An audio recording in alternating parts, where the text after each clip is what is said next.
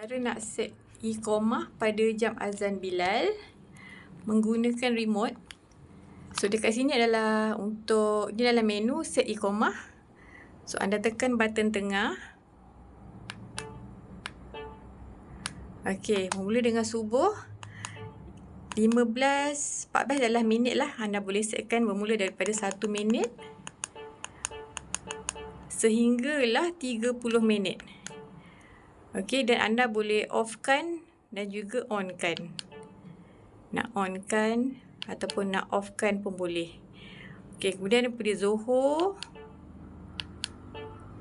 anda boleh lihat lah, dia ada minit dia. Kita onkan ataupun kalau kita offkan, dia akan pergi pada kosong lah. Okey. Ini kita off.